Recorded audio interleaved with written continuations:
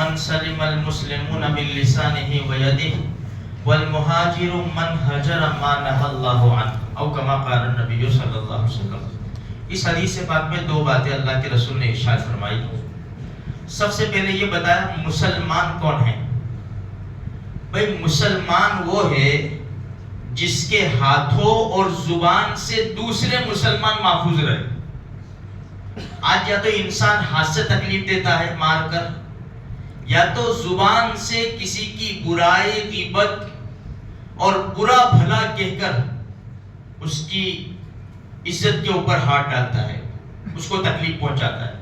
ظاہری بات ہے معمولی انسان ہو ایک دوسرے کی برائی کرے اور اس کو پتا چلے تو اس کو دکھ ہوگا.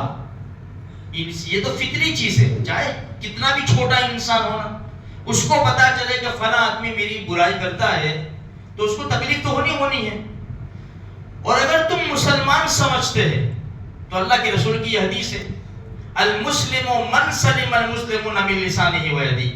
مسلمان وہ ہے کہ جس کے ہاتھ اور زبان سے دوسرے مسلمان محفوظ رہے. بھائی ابو بکر صدیق رضی اللہ تعالیٰ عنہ کون ہے؟ ان کے جیسا ایمان کہاں سے لائیں گے کچھ؟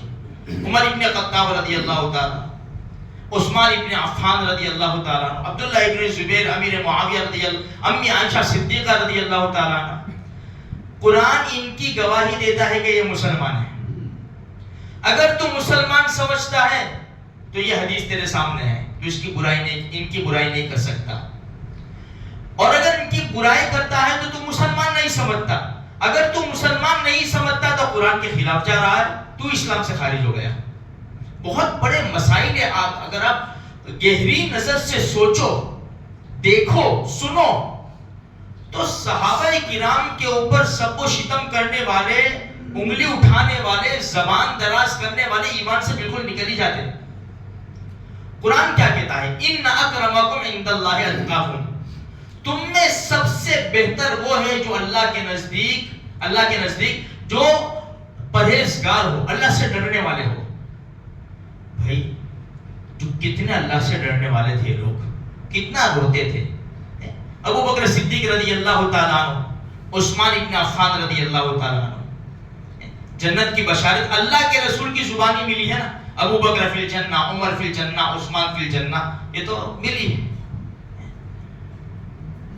اب ان کا ایمان کیسا ہے, ان کا پڑھنا کیسا ہے؟ بھائی جب ان کو جنت کی بشارت مل گئی, قبر کے اوپر کھڑے ہو کر کیوں روتے ہیں؟ یہ تجھے اللہ کا خوف زیادہ ہے کہ ان کو اللہ کا خوف زیادہ ہے؟ ہم تو قبرستان میں بھی ہی مستیاں کرتے ہیں اور زور زور سے ہنستے ہیں. قبرستان کے اندر ہمارا یہ حال ہے. یہ قبر کے اوپر کھڑے ہو کر اتنا روتے ہیں کہ داڑھی مبارک تر ہو جاتی ہے. جو لوگ ایک ایک رکعت میں قرآن کریم ختم کرتے ہو, ہمیں آتا ہے قرآن پڑھنا؟ جو اللہ کے رسول کے صحابہ کی شان میں زبان درازی کرتے ہیں, جا ان سے پوچھو کلمہ آتا ہے تجھے غسل جو حاجت ہو جاتی ہے کس طرح غسل اتارنے کا وہ تجھے آتا ہے؟ جب یہ قرآن کے ٹھکانے نہیں ہے, نہ نمازوں کے ٹھکانے ہیں میرے بھائیوں, نہ حلال حرام کی تمیز ہے اللہ کے رسول کے صحابہ کے اوپر.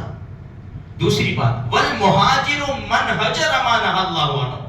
مہاجر وہ ہے کہ ان باتوں سے رکے جس سے اللہ نے روکا ہے. قرآن میں کیا ہے؟ کسی مسلمان کی برائی مت کرو, یہ تو قرآن کا حکم ہے. اگر مسلمان نہیں سمجھتا قرآن کے خلاف جا رہا ہے, اور اگر مسلمان سمجھتا ہے تو تجھے برائی کرنے کا حق نہیں ہے. اس لیے کہ وہ کہاں ہم کہاں. اس لیے کل بھی میں نے کہا تھا اپنے ایمان کی فکر کرو. ہمارے پاس نہیں ہے اعمال, ہم تو تھوڑے بہت اعمال کرتے, باہر نکل کے ختم ہو جاتے ہمارے اعمال.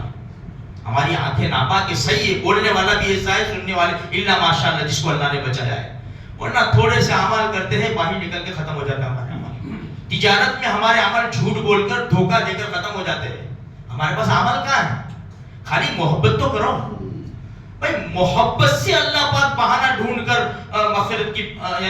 مغفرت کر دے گا, بخشش کے فیصلے فرما دے گا.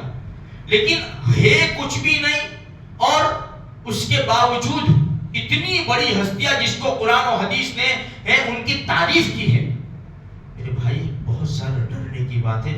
اللہ تبارک و تعالیٰ میری بھی حفاظت فرماوے، آپ کی بھی حفاظت فرماوے، اور سارے مسلمان کلمہ پڑھنے والے سب کی حفاظت فرماوے۔ اللہ سب کو دین کی صحیح سمجھ دے میرے بھائیوں۔ دیکھو یہ جو بھی کچھ چلتا ہے نا دنیا کے اندر ہے، دیکھو ایک بات سن لو، اپنے کوئی کسی کے خلاف بھی نہیں ہے نہ کسی کے موافق بھی نہیں ہے۔ دیکھو سیدھی بات کیا ہے، ایک انبیاء علیہ السلام کے دشمن ہے اور ایک صحابہ کے دشمن ہے۔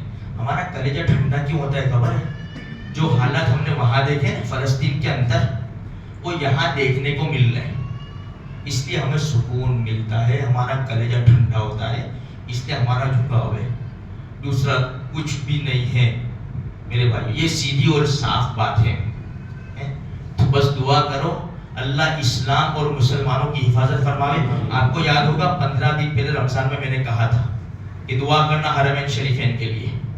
دیکھو ہمارے لیے بہت زیادہ ضروری ہے، حالات کب موڑ لے کب پلٹے کیا ہو جائے میرے بھائیوں، اس لیے ہم حصہ بنے، دعاؤں میں حصہ بنے حرمین شریفین کے لیے، بیت اللہ کے لیے، روضہ اقدس کے لیے، عمر بن خطاب رضی اللہ عنہ صدیق رضی اللہ تعالیٰ عنہ کے مزاروں کے لیے، ان کی حفاظت کے لیے ہم دعاؤں میں تو حصہ دار بن جاویں، ورنہ کیا سے کیا دیکھو تم بھی جانتے میں بھی جانتا ہوں، کرسی کے لیے ہے نا، کرسی کے لیے، عہدے کے لیے انسان سب کچھ قربان کرتا ہے۔ اچھا اللہ میری آپ کی سب کی حفاظت فرمائے، ورنہ بہت نازک، اپنے ایمان کی فکر کرو، عمل میں لگے رہو، خدا کا جو دربار ہے نا اس میں آتے جاتے رہو، کہ اللہ کا قرآن سینے سے لگاؤ، رب اس کے اوپر ایمان لایا ہوں، جو ایک ایک حرف ہے یہ سچا ہے، مجھے اس سے بہت محبت ہے، اگر مجھے پڑھنا نہیں آتا، میں اس پر عمل نہیں کرتا، اللہ کون سے بہانے سے ہماری بخشش کر دے گا نا میرے بھائیوں، ہمیں کچھ پتہ بھی نہیں چلے گا۔ اس لیے اعمال میں جڑے رہو، کسی کی برائی مت کرو، کسی کی غیبت مت کرو، نہ اپنے پڑوسی کی نہ کسی کی بھی، اپنے لیے اچھے نہیں ہیں۔ انسان غیبت کب کرے گا؟ جب خود اچھا ہو، اور خود کو اچھا کہنا میرے بھائیوں، وہ ایک کتاب ہے نا مخزن اخلاق، اس میں لکھا ہے کہ رنگ گورا ہو اور دل کالا ہو تو گورے رنگ پہ اترانا بے وقوفی ہے۔ ہمیں خبر ہے کہ ہم کتنے گنہگار ہیں، ہمارا دل اندر سے کیسا ہے میرے بھائیوں۔ بس اللہ کا ہی سنی بات پر عمل کرنے کی توفیق عطا فرمائے۔